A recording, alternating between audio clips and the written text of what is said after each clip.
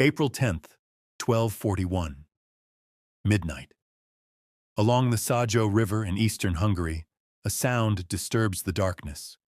Not the clash of battle, but something quieter. Wood scraping against wood. Rope pulled taut. Voices giving orders in a language the surrounding forests do not recognize. The Hungarians sleeping in their fortified camp a mile upstream hear nothing. They believe the river protects them. They believe the stone bridge they guard is the only crossing that matters. They are wrong. To understand what is about to unfold at the Sajo River, you must first understand what Europe believed in the year 1241. Kingdoms rose and fell on rivers. A defended bridge could hold back an army for weeks. Heavy cavalry in full armor represented the pinnacle of military power. Fortified camps provided safety. These were not superstitions. They were lessons written in blood across centuries of warfare. The Hungarians trusted these lessons completely. The Mongols did not care. King Bela IV of Hungary had made decisions that seemed rational at the time. 4 years earlier, a Dominican friar named Julianus returned from the east carrying a letter from Batu Khan. The message was direct. Surrender your kingdom unconditionally or face destruction. Bela ignored it. Instead, he offered refuge to the Cumans, a Turkic nomadic people fleeing westward from Mongol conquest. The gesture seemed noble. It also gave the Mongols exactly what they wanted. A pretext for invasion. The Cumans brought problems of their own. Tensions with Hungarian nobility escalated until someone murdered their Khan. The refugees fled south, ravaging the countryside as they went. By the time Mongol scouts crossed into Hungary in early 1241, the kingdom was already fracturing from within. Bela tried to prepare. He personally supervised the construction of barriers along the eastern frontier. Dense obstacles meant to slow any advancing army. The Mongols cleared them in 3 days. What happened next revealed the difference between European and Mongol concepts of war.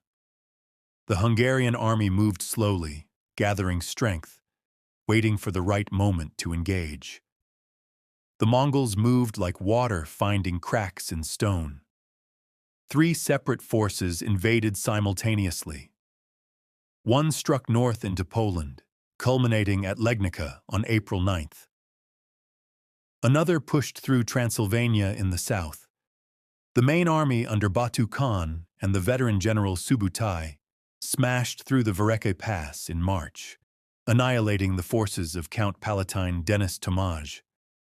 By early April, they were deep inside Hungary, and Bela's army had no choice but to meet them.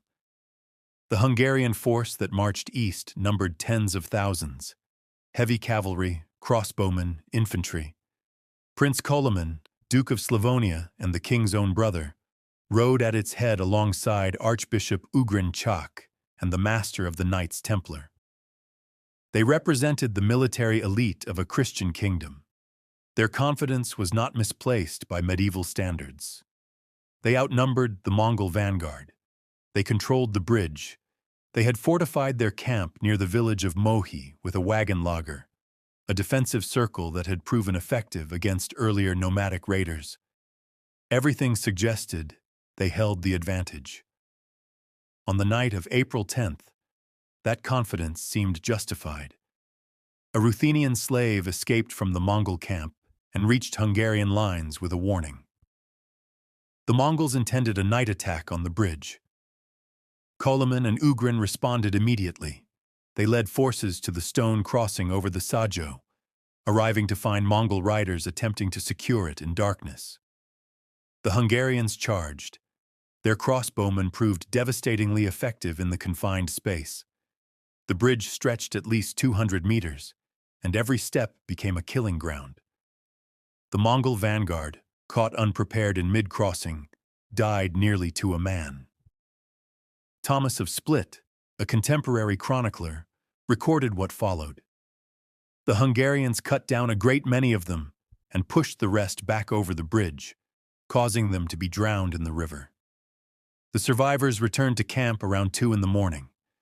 They left guards at the bridge and celebrated their victory.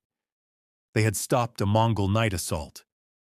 They had proven their crossbows could break the enemy's momentum. They had killed scores of the invaders without significant losses. The lesson seemed clear. Hold the bridge, and the Mongols could not cross. Sleep came easily that night in the Hungarian camp. 6 miles downstream, in darkness broken only by shielded torches, Subutai's engineers worked without pause. The Mongol Empire had learned bridge construction from Chinese and Persian captives, whose expertise now traveled with every major campaign. These were not makeshift rafts lashed together in desperation. The Mongols had brought materials. They understood currents and load-bearing. They had done this before, crossing rivers from the Yellow to the Volga.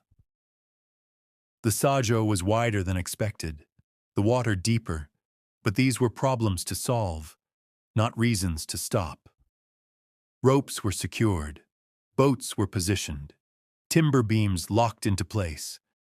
By the time the first gray light touched the eastern horizon, thousands of Mongol cavalry stood ready to cross a bridge the Hungarians did not know existed. Batu Khan's plan was unfolding in 3 directions simultaneously. At the main bridge, his forces prepared a frontal assault backed by siege equipment. 7 stone throwers, catapults borrowed from Chinese engineering tradition, were positioned to bombard the Hungarian defenders. North of the camp, a 3rd Mongol force under Szejban moved toward a shallow ford, preparing to strike from yet another angle. The Hungarians would face attacks from the north, the east, and soon from the south, where Subutai's hidden crossing would deliver the killing blow. It was a level of coordination that European armies rarely attempted and almost never achieved. Dawn arrived over the Sajo Valley on April 11th, 1241. In the Hungarian camp, men stirred slowly. Guards at the bridge watched the eastern bank with confidence born from the previous night's success. Officers discussed the day ahead. Supply wagons were being organized. Horses were fed. The routines of a large army settled into familiar patterns. No one looked south. No one imagined that while they slept, an entire Mongol division had crossed the river behind them. The trap was set. All that remained was for it to close. At dawn, the first rumble of stone throwers broke the morning silence. 7 catapults positioned on the eastern bank began launching projectiles toward the bridge. Each impact sent shockwaves through the Hungarian guards stationed there. Stones crashed into shields, splintered wooden defenses, and forced men to crouch behind whatever cover remained. The bombardment was methodical, designed not for speed, but for sustained pressure. Arrows followed in waves, arcing over the river and forcing the defenders to stay low. The Hungarians had repelled a night assault hours earlier. They believed they understood the threat. Hold the bridge, deny the crossing, and the Mongol advance would stall. Officers shouted orders. Crossbowmen moved into position.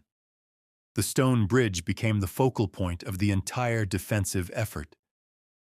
Behind the barrage, Batu Khan's forces began their crossing. Infantry moved forward under the cover of continued bombardment. The Hungarian defenders, pressed by artillery and arrow fire, began falling back step by step. This was not panic. It was the slow erosion of a defensive line under overwhelming firepower.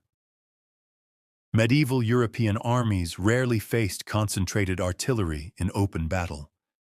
The Hungarians had no doctrine for countering it. Each volley forced another backward step. Each stone thrower impact weakened their resolve. When Szejban's northern force arrived at the rear of the bridge guards, the situation collapsed entirely. Attacked from behind, the defenders broke. They retreated toward the camp, shouting warnings as they ran. The alarm spread through the Hungarian lines. Men who had been resting, eating, or tending horses grabbed weapons and rushed toward the commotion. Koloman and Ugrin led forces out again, expecting another limited engagement. What they saw instead was the main Mongol army pouring across the bridge in disciplined columns. The scale of the assault became clear. This was not a probing attack. This was the full weight of Batu Khan's forces pushing through a breach the Hungarians could no longer hold. Officers attempted to form defensive lines outside the camp. Heavy cavalry prepared to charge. The Hungarians still outnumbered the Mongol forces crossing at the main bridge. For a brief moment, it seemed the battle might turn into a conventional engagement, where Hungarian numbers and armored knights could make a difference. The Hungarians advanced. They pressed Batu's forward units hard, driving them back toward the river. The Mongols, with the Sajo at their backs, struggled to maneuver. Hungarian cavalry crashed into Mongol positions. Infantry followed, attempting to exploit the momentum. Batu's bodyguards took heavy casualties. One of his commanders, Bakatu, fell in the fighting. The pressure was intense enough that Batu himself would later consider retreat. The Hungarians believed they were winning. Then Subutai struck from the south. The Mongol division that had crossed the hidden bridge downstream arrived at the Hungarian rear. There was no warning. No scouts had detected the movement because no one knew the bridge existed. Subutai's cavalry appeared suddenly, cutting into the Hungarian flank and rear with devastating precision. The Hungarian advance, which had been pushing Batu's forces back, now found itself attacked from two directions. Officers tried to wheel units around to face the new threat. Formations began to break apart. The coordination that had driven the initial Hungarian success dissolved into confusion. Men turned to fight enemies behind them, only to expose themselves to attacks from the front. The wagon lager, the fortified camp that was supposed to serve as a stronghold, now became a trap. Hungarian forces retreated toward it, seeking the protection of their defensive position. But the camp was not designed to withstand a siege. It was meant to deter raids, not to hold against a coordinated assault by siege-experienced Mongol forces. The Hungarians crowded into the camp. Wagons formed a perimeter, but the space inside was limited.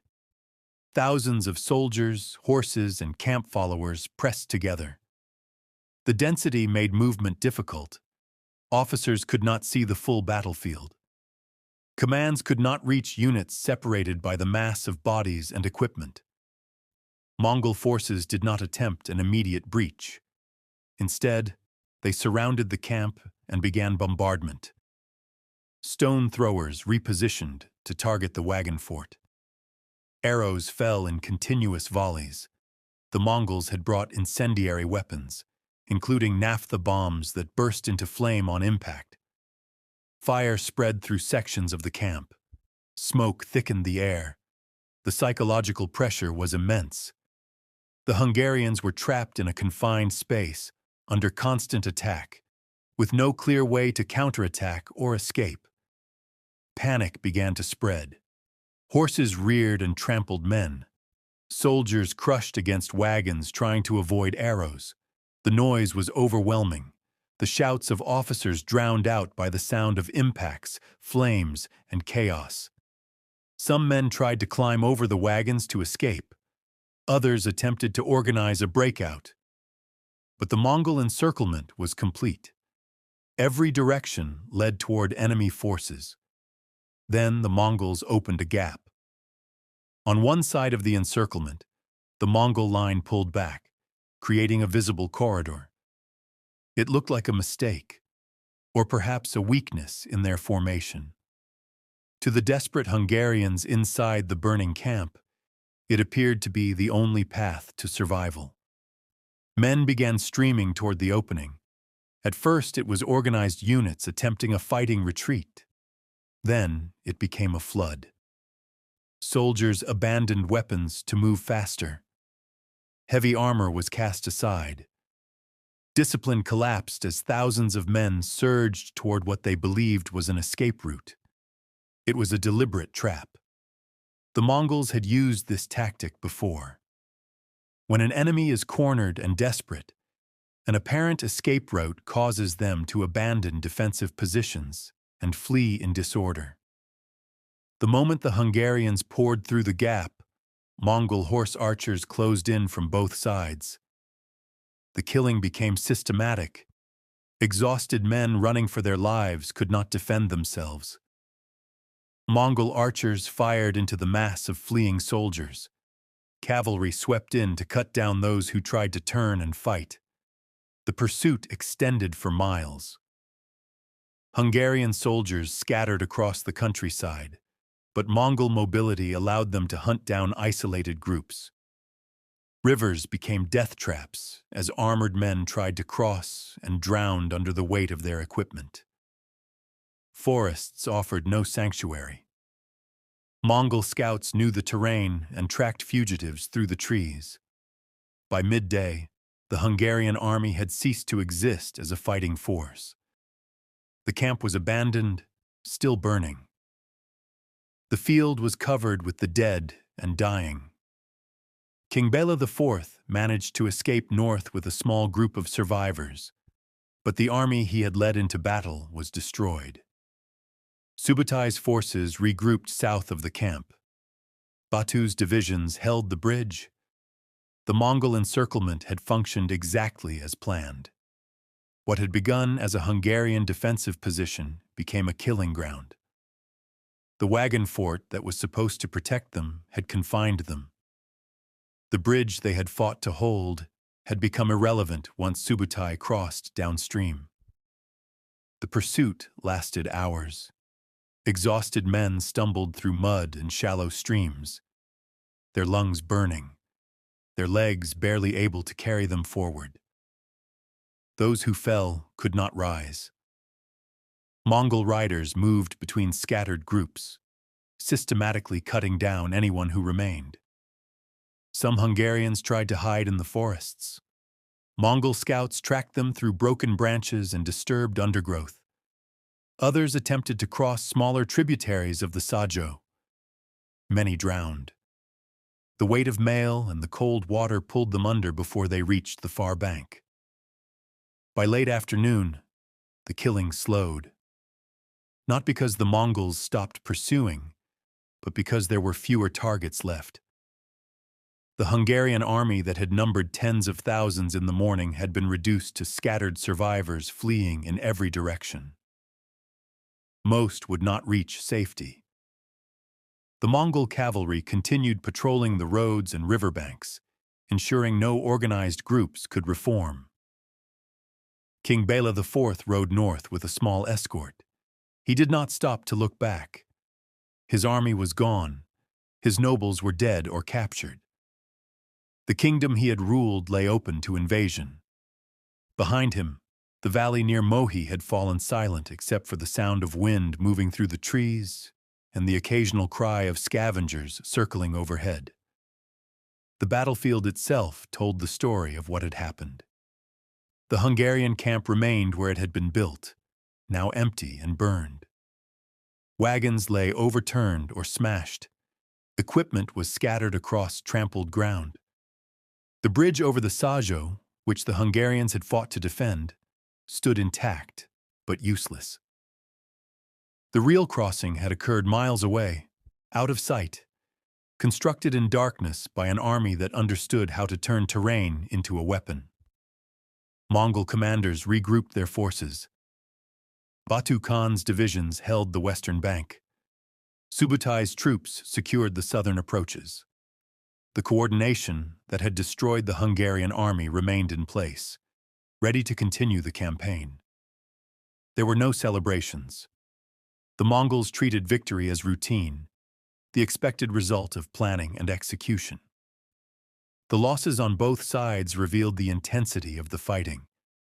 Hungarian casualties were catastrophic. Estimates placed their dead at over 60,000, including much of the kingdom's military and ecclesiastical leadership. Both archbishops had fallen.